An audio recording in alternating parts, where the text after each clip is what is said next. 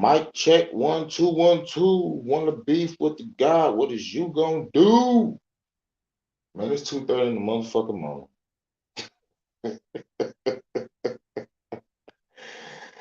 It is 2:38 in the morning. We riding through the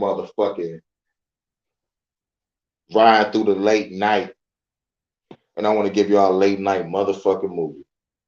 I just got done watching the movie, and like I expected to be like, what a movie. Time to go to bed, right? But this movie, motherfucking want to make me talk about it. This movie was like, fuck it, I gotta do a Matrix versus reality on this shit. Because nigga, this shit right here, nigga, is probably a movie that you probably never even seen before. Probably never even heard of. Probably went over your motherfucking heads. 2:38 in the morning. I'm gonna done watching this shit. This shit was crazy. Called Skulls. But let's put everything in context before I get off into it. So this is the live Matrix versus reality. Like the last live I did, it was the motherfucking Matrix movie. But we gotta go live for this. So let's talk about the skulls. It is talking about the Skull and Bone Society.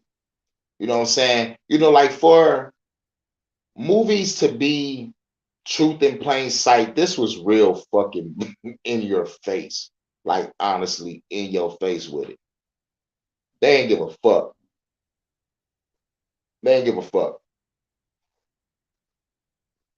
But let's see something.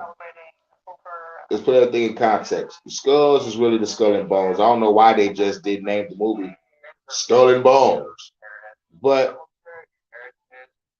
it is what it is. It was a good movie starring Paul Walker, Joshua Jackson. We had Hill Harper, Craig T. Nelson, aka Coach, aka the father from Poltergeist, and the black bald head nigga from the Tyler Perry Diary of a Mad Black Woman, the movie. Yeah, the nigga that know how to play a real good crooked cop or a real good crooked FBI agent. There's just something about that nigga presence, dog. That nigga can play that role perfect. But let's talk about the Skull and Bone Society before we break our foot off into this movie. On October 9th, 1701, Yale University was founded with the mission to prepare youth for public employment, both in church and civil state. But Yale's earliest origins begin in the 1640s with a group of ministers who simply wanted to establish a theocracy in a college to educate its leaders. For a university with such humble churchly beginnings, it's shocking then that one of their oldest secret societies' initiation rituals historically was rumored to include sharing the intimate details of one's full sexual history. Shrouded in secrecy, this is everything we've dug up on Skull and Bones.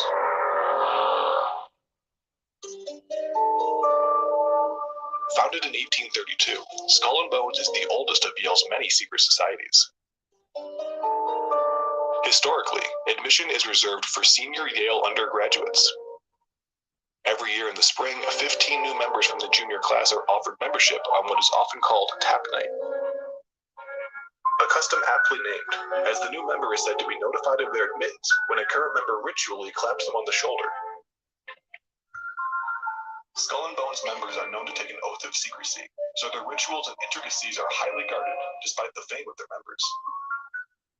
One thing we do know is the physical location of the Skull and Bones clubhouse and headquarters. The nearly windowless building, simply known as the Tomb, is housed in a large brownstone located at 64 High Street in New Haven, Connecticut. To preserve confidentiality, non-members are prohibited from entering. The macabre decor of the clubhouse is well suited to Skull and Bones' distinctively ghoulish spirit.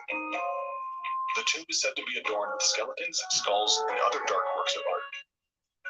There is a popular rumor that the stolen skull of the Apache leader Geronimo is a relic that is housed within the tomb's cadaverous walls. In 2009, Geronimo's descendants attempted to sue the organization to get the skull returned to them, but were unsuccessful. Portraits of its distinguished members line the walls of the tomb as well.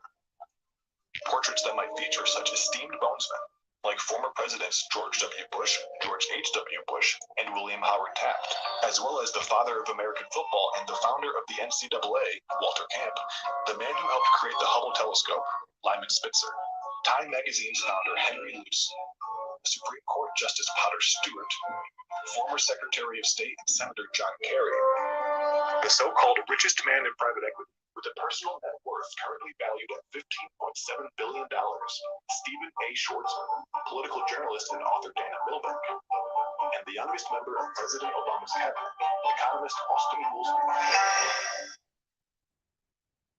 If you're noticing a pattern among the members of Skull and Bones, that's because while Yale has admitted women since 1969, females were not granted membership into Skull and Bones until 1992, 160 years after the club's founding. For some time, Skull and Bones was apparently losing some of their top candidates because the organization was seen as regressive and sexist. As more women, people of color, and LGBTQ+ members joined the organization, the old boys club rituals had to adapt. However, the intricacies of how Skull and Bones has evolved to become a more inclusive space for new members remains largely as secretive as the very rituals themselves. One's membership into Skull and Bones even reaches beyond the grave, as new initiates reportedly agree to leave part of their estate to the club. However, in return, it is said that the club ensures a policy and a promise of their lifelong financial stability. And with such an affluent list of members, it's hard to find a bone to pick with such a guarantee. All right. Now that you got some history on some Skull and Bones, let's talk about the motherfucking movie.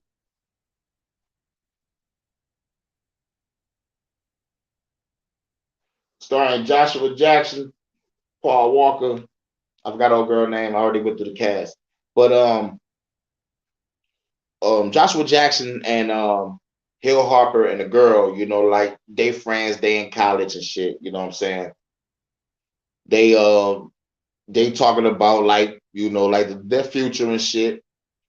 And Joshua Jackson goes off into a rant talking about, yep, I'm gonna do this college shit, end up $100,000 in debt, and then get the whatever job and owe them $100 and some thousand dollars. I'm like, God damn, he's very discouraging on his own future.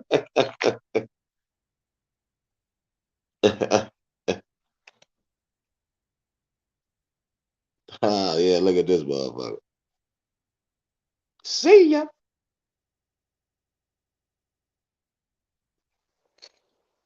I guess I'm talking about Skull and Bones. This motherfucker come out of nowhere.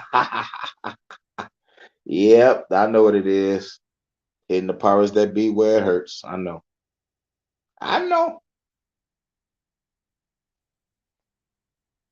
But yeah.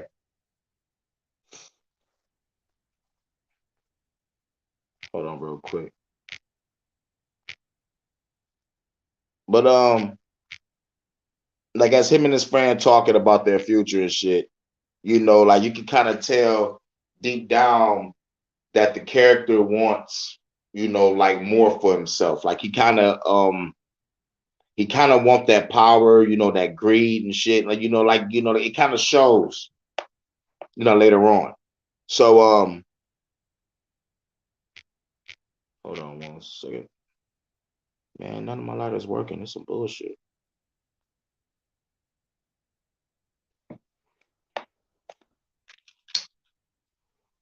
Trying to find another fucking lighter, dog. I don't know. I'm gonna go to the stove. Gotta go to the motherfucking stove with the classic shit. Do the old school. I think I gotta old school this shit.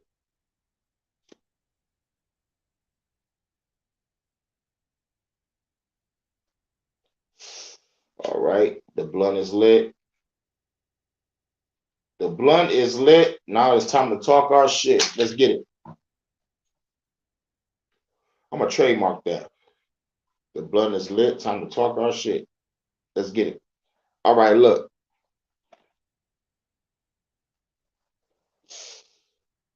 Now the friends leave, on the bar, and they start walking up the street, and they start walking past the Skull and Bones place, and they walk past the place and they start talking shit. It's like, we know you're in there and all that shit because the place don't got no windows and whatnot.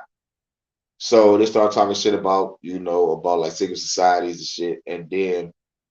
And then the black guy, Hill Harper, his character was like, yo, if it's secret and elite, it ain't right, type shit like that. So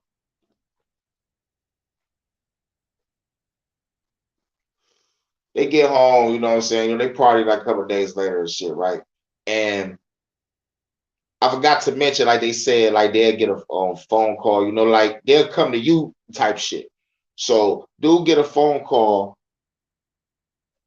and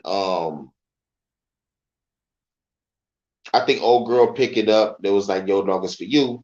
So Joshua Jackson, I think his character name was Luke. Luke picked up the phone and it was like, nigga, you got 40 seconds to run to that motherfucking payphone.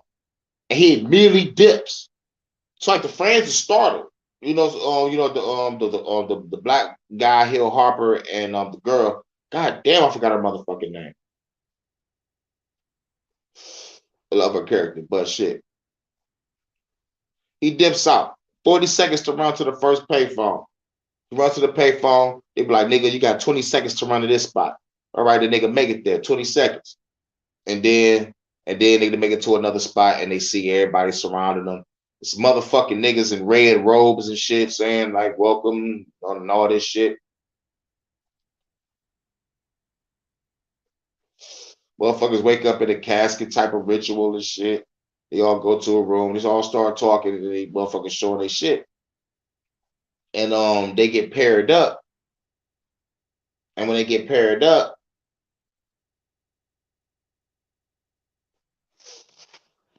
like they brothers for life. You gotta motherfucking look out for them. You know what I'm saying? It's like you're giving a partner. You're like whoever you paired up with when you get into that room is who you're gonna be your brother. Your brother, your homie for life type shit. You know what I'm saying? And they get a key and they get a book. They gotta read that book and learn the rules of the game.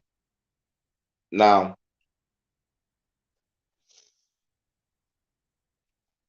the nigga gets back home, right? He looks toe up, exhausted, like he been through the ringer, or just came from a nice wild ass party, or just got done banging a wild ass female. But the first thing the motherfucking friend asks, dog, the fucking question, it's like, nigga, did you join the Skulls? My man's Luke, I forgot what he said. I don't even know if he answered, but he gave him a look. He gave him that look, and the motherfucker friend automatically knew that he joined. So I was like, damn.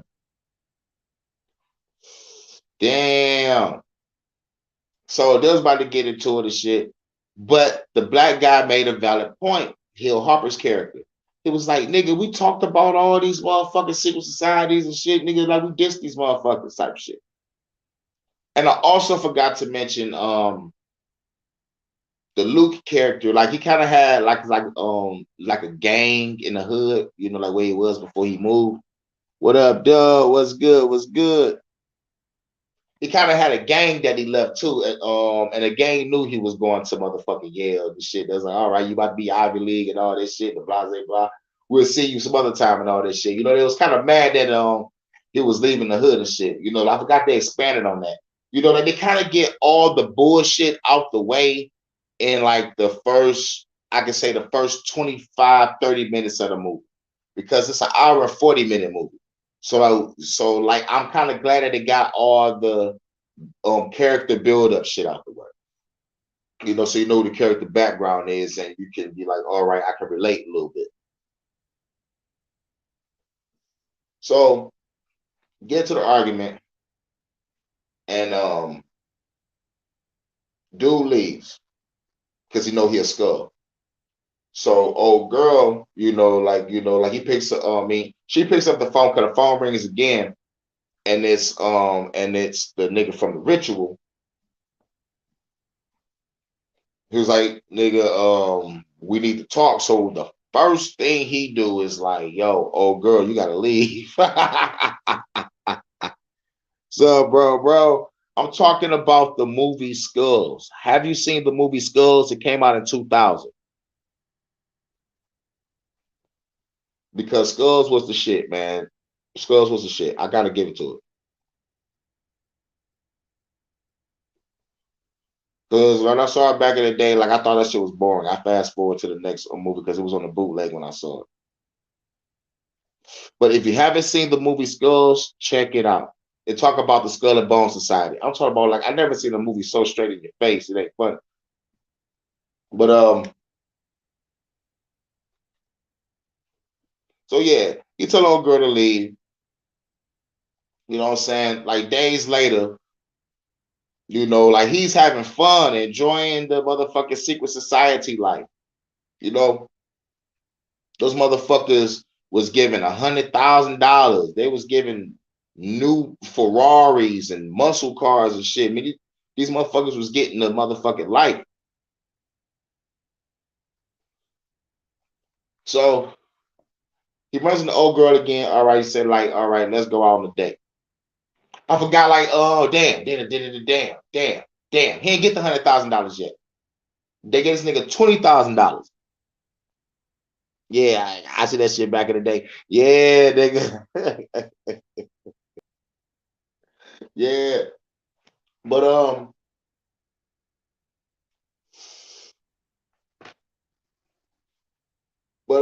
like he thought it was broke, like when he went to go try to take the girl out on a date. So he went to his ATM and he thought he was gonna pull out just like a regular $20. This nigga saw his account, that shit said 20 G's and some change. Now you expecting old girl to be like, woohoo! That bitch gasped and backed the fuck up, and she was like, "Nigga, you a stud, bro." I was like, "Oh shit!" Call that nigga out right then and there. But the first thing Luke did was Luke was like, "You know what? Like, can you just be happy for me? Like, look, I'm broke. You hungry? What you want to eat?" You know what I'm saying? That nigga was happy as hell. He was like, "Man, I got 20 G's, bitch. I'm a stud."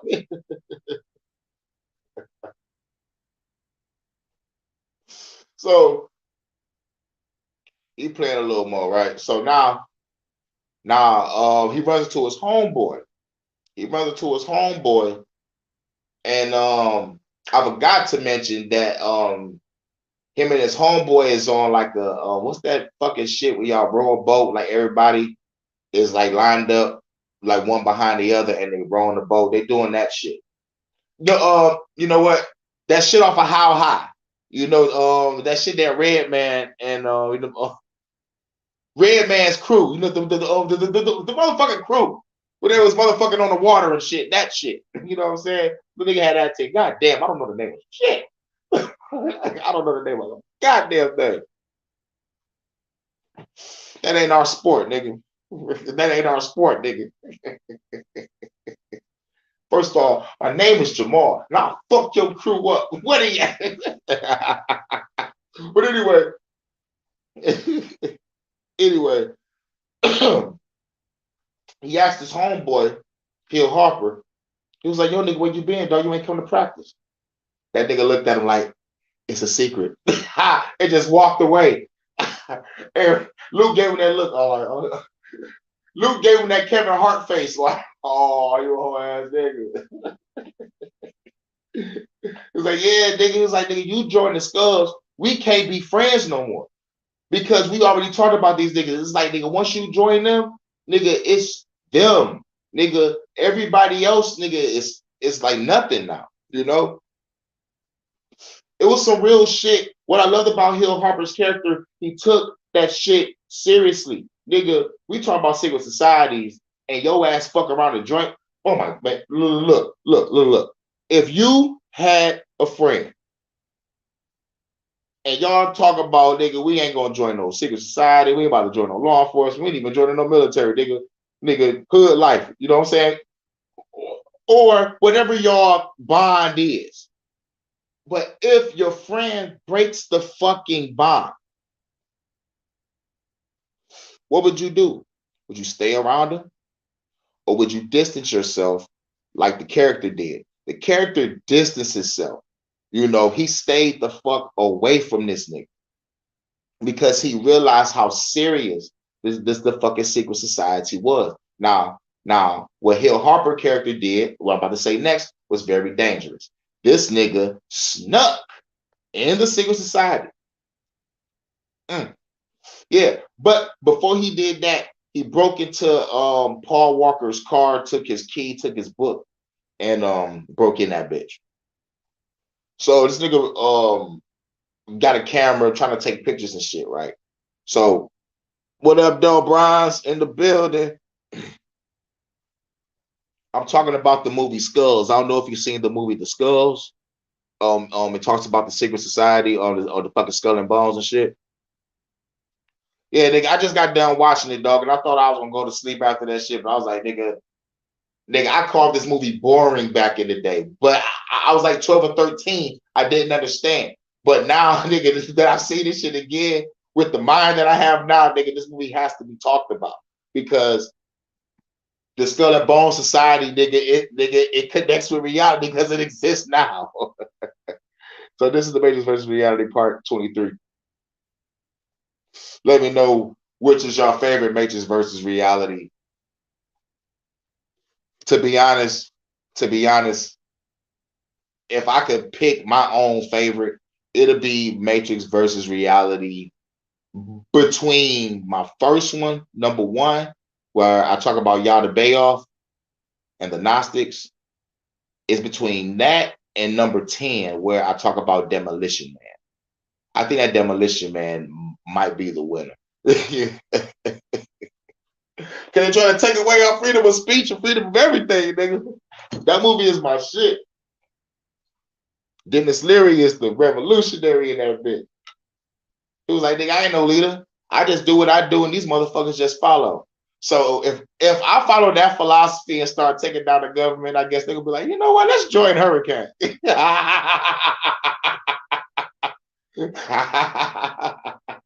That's contingency plan A. Contingency plan B. I can't say that. But Hill Harper's character is in a spot and he's taking pictures, looking around and shit. Paul Walker's character come in and be like, yo, nigga, you broke into my shit, give me my shit, nothing gonna happen, the blase blah. Hill Harper was like, yo, don't hurt me, but I can't give you this shit. So he chases Hill Harper up some stairs, and this nigga end up falling and fucking this shit up. Paul Walker like, oh my God, I think I killed this nigga. So dude dips. I mean, no, he don't dip. He called his father first, and as some shit happens, and the cover up begins. And he's killed because what's that nigga? Fuck it, I'm gonna call him Shooter McGowan because y'all remember that nigga from Happy Gilmore. Shooter McGowan come in with some other niggas and they snap that nigga neck. You know what I'm saying? Luke comes back and try to talk to his friend. He's like, man, you know what, man? Let me go try to talk to my friend. He go to his friend's room. This nigga hanging from a motherfucking ceiling fan and shit. Nigga done, dead. You know what I'm saying? Nah. After that, it goes to the motherfucking it goes through his shit, right? So like when he go through his friend's things, he finds his homie's book from the ritual, that his partner, you know what I'm saying? He found his book. So right there, Luke put two and two together. It's like, damn, he died because he broke into my nigga shit, took his book, and he got killed for it. So how I'm gonna live with this shit? So like this nigga got to go to the funeral knowing who possibly allegedly killed this friend. Like his original friend. Fuck it, I'm gonna say the conspiracy theory friend, Hill Harbor. Fuck. Paul Walker is the ritual friend. All right, okay, okay. The ritual friend is Paul Walker. The conspiracy friend is Hill Harbor. All right. So, oh man, I hope I ain't confused nobody. Watch the movie Skulls. It's the good movie. But what else happened after that? Okay, yeah. After the funeral, there's some type of ritual, because they he's still a new member of the Skulls and shit. They got a ritual where they gotta both sit inside of a cage together, and they gotta tell each other their darkest secrets. So the motherfucking book comes up and shit inside that cage. Like Luke did it so clever, like he let him knew that he knew. So like after the ritual, Luke is called up, and then we find out that Craig T. Nelson, aka Coach, aka the father of Poltergeist movie, great fucking movie. It's a cursed movie too, but a great fucking movie. But um he tried to tell him like, look, you got to be quiet about this shit. Basically, nigga, I'm like, shut the fuck up. Everything is covered up. He told the truth. You know what I'm saying? Like he ain't mean to kill your homie and all that shit. But like, you can't go to the police because like we're above those niggas. You know what I'm saying? We the skull and bones, bitch. Basically, this flexing power. So dude got to go home and like I try to live with this shit, right? So he calls a nigga that he met at the at a place, they motherfucking meet up, like a ballroom and shit. He was like, call me anytime you need something. So he called this nigga, powerful motherfucking ranking nigga and shit. And the ranking nigga lets him know what he needs to do. So Luke goes back to the hood and round up his homies and be like, yo, nigga, I'm sorry that I left y'all hanging and all that blase blah and all that shit. Like, I don't even know why the homies was mad. Like, niggas going off to motherfucking Yale. He's going to go get an education. What the fuck y'all mad at? Nigga, y'all need to get off your ass and do something. But but they was doing something, nigga. They was, I don't know what the fuck they was doing. Like, they look like they don't do shit but smoke, drink, and fuck around. They look like they don't do shit, nigga, real shit. But there was his homies. So he went back, told his homies what was popping.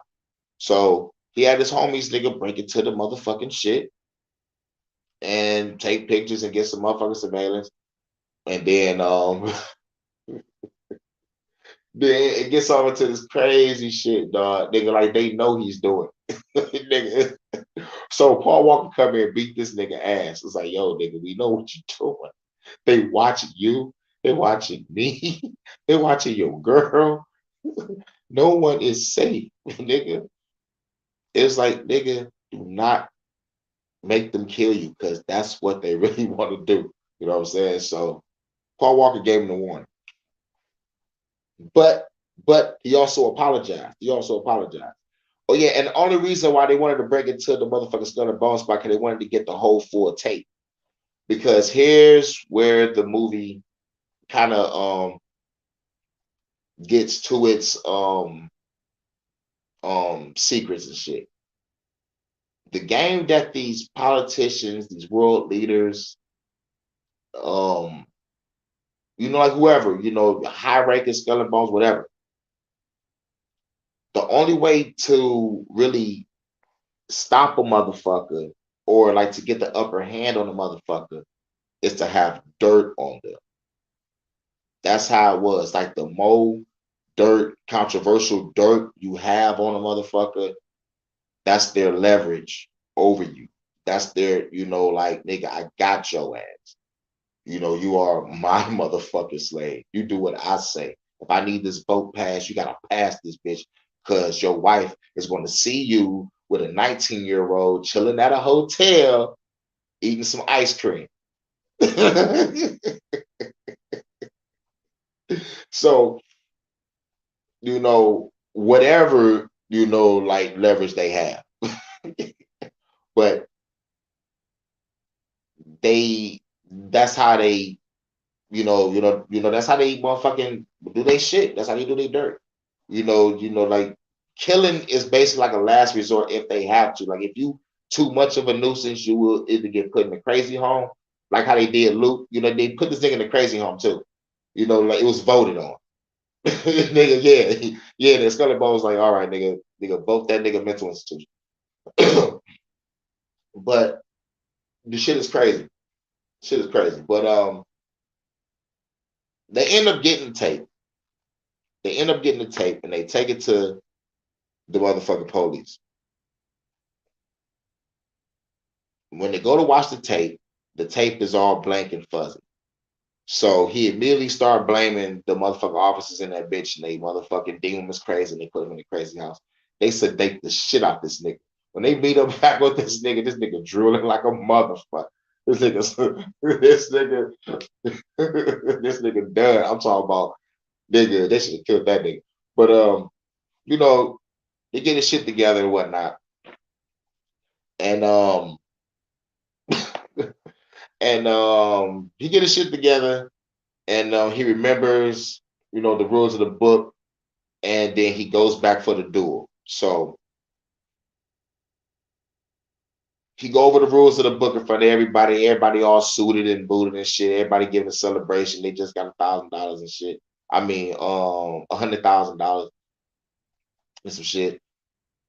And it's a celebration where the nigga come in like, I issue a challenge to Paul Walker, like due to the circumstances of this case, because y'all killed my motherfucking friend, and like justice need to be served and shit, and a blase blah.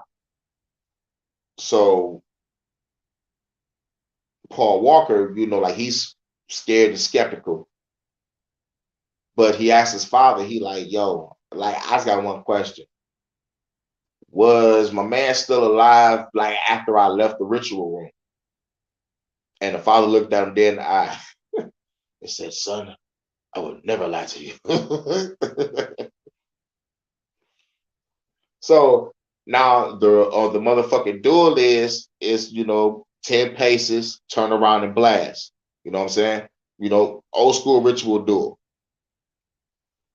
So in the midst of the 10 paces, Luke is talking to Paul Walker like, yo, bro, we don't got to do this. We can get through this together and all this bullshit. Soon as go turn around when they say 10, Luke turns around and drop the gun. Paul Walker don't shoot. He hesitates. Craig T. Nelson, a.k.a. Coach, he's like, nigga, shoot this motherfucker. What the fuck you do? Right? I'm like, whoa. So I'm on into the movie and shit. Nigga, I'm high as hell at this moment. So Craig T. Nelson gonna reach for the gun and try to blast. And Paul Walker blasts his pops. I was like, oh shit. This is the best fucking movie ever. I was like, I called this movie boring back in the day. This movie was the shit. This movie was the shit. Because no one is suspecting the fucking son to pop his motherfucking daddy.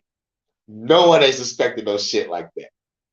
So when the son walks up to the father was like, what the fuck this nigga said this nigga? He was like, you wasn't worth something. But what he said, it hurt Paul Walker so bad. I'm like, damn, this nigga, Paul Walker is a good fucking actor. When it comes to making them sad facial expressions, I'm like, damn, you know how to cry. The nigga garbage. But anyway, but real shit, nigga, I think that nigga Paul Walker been cloned, because looking at the 2000 Paul Walker compared to the newer Paul Walker, that nigga got shorter. I just thought about that shit. I just thought about that shit. The nigga got shorter, bro. The nigga got fucking shorter, dog.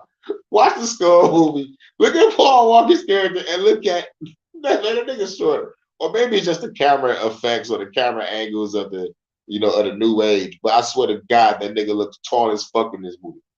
Or maybe Joshua Jackson's Luke character is probably short. But anyway, I don't know what the fuck. I don't remember what Craig T. Nelson says. I just saw this movie again. He said something to Paul Walker, dog, and Paul Walker where they go try to blow his own head off. And my man's Luke come and save him. And shit, he was like, we'll get through this together and all that shit. I forgot what he said. But like after that's over, he goes back to my man's. He goes back to my man's that motherfucking helped him out the motherfucking mental institution. And he told him, he was like, nigga, you think you really gonna get out of this alive? Like unscathed and shit like that. Basically saying like there is no way out of this type shit. But like if you think that there's a way out, do you honestly want to be looking over your shoulders for the rest of your life? And that nigga Luke looked at that nigga and said, shut up. And he just started walking. And the motherfucking high elite nigga was like, good job, kid. You know what I'm saying? He was like, yeah, nigga, you earn my respect. I ain't gonna send no goons after you, nigga. I ain't gonna send no goons after you, nigga. You can go live your life. You did your thing. Because you helped me with this war. That was another part of the secret. There's wars within the motherfucking shit too. And like the wars is like what I said. They're trying to find some shit on you so they can have some power over you to make you pass some shit for them. You know what I'm saying? So like what Luke didn't even know is he was fighting a war of an elite nigga. This is how deep this movie was.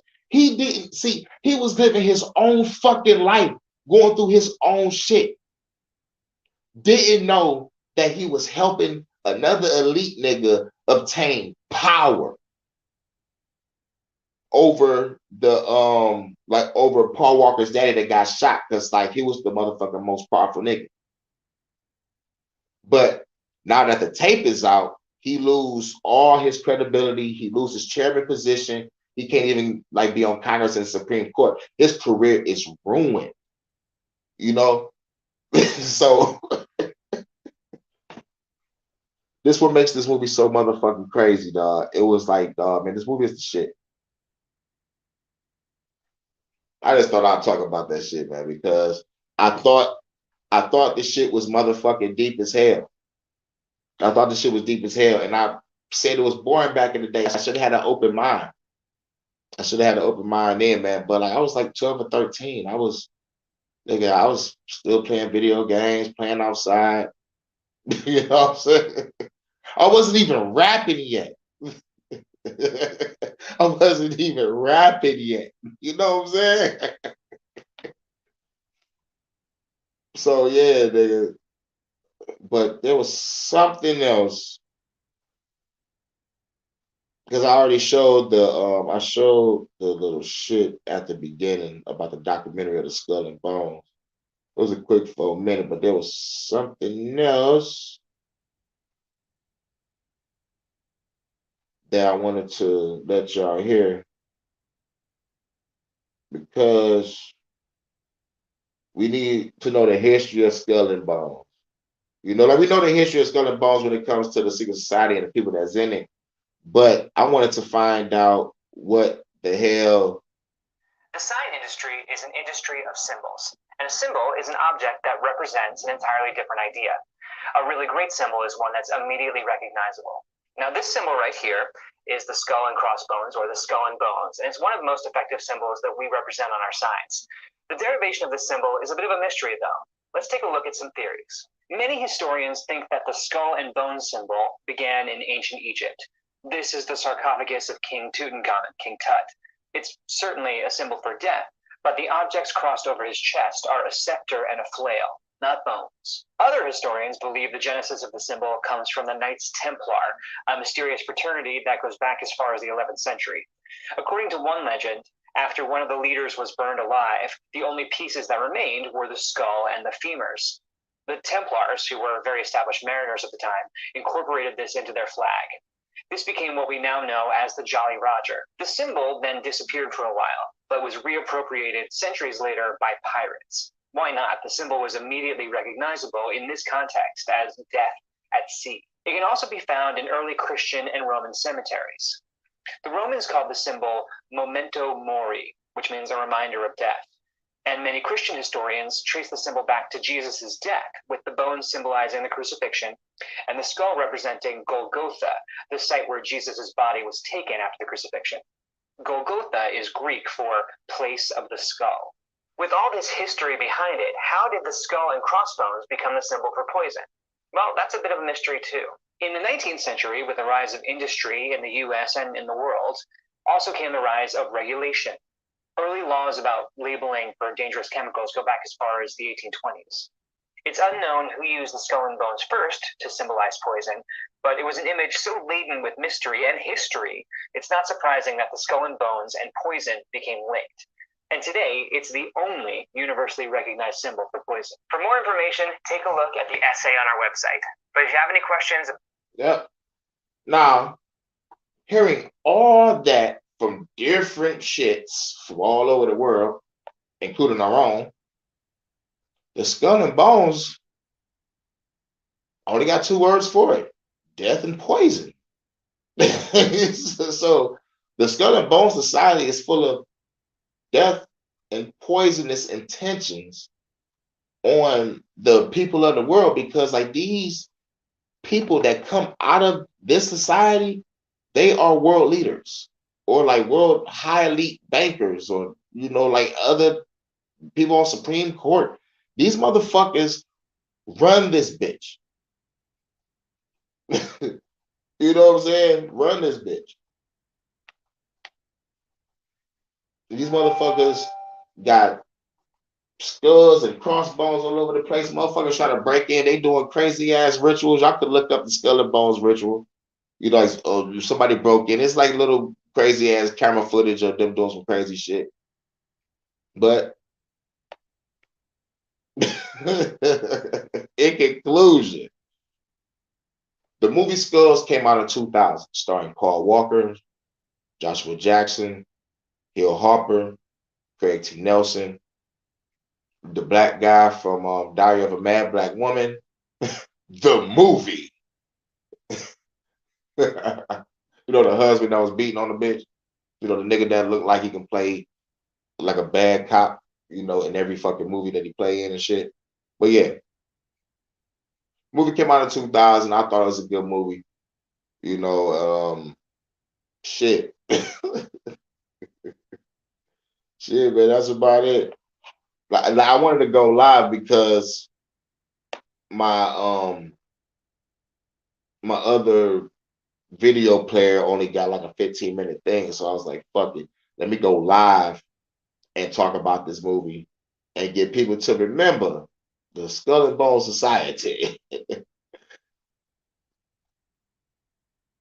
Yeah, man. Like, it is part of the ABCs and 1, 2, 3s of conspiracies. Shout out to John Horst. It is ABCs and 1, 2, 3s.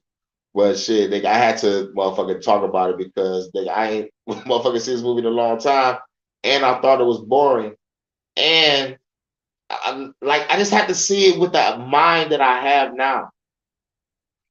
Dog, this movie is truth in plain sight like a motherfucker, dog. Real shit, bro. Truth in plain sight like a motherfucker, man. Yeah, presidents, politicians, everybody in this bitch. Ain't talking about they actually had real bones of motherfuckers and shit. And if you go back to other cultures, you know, like what they was doing with all the fucking heads and skulls and shit. Like they all was lizards eating brains and shit. You know what I'm saying? Allegedly, allegedly. But the skull and bones are real. You can look them up. And this is Matrix versus Reality, part 23. Watch the movie The Skulls. This is your man's Hurricane on this late night. Holy shit, it's 3:23 in the morning. Whew. Damn, 3:23. This is part 23. Oh shit.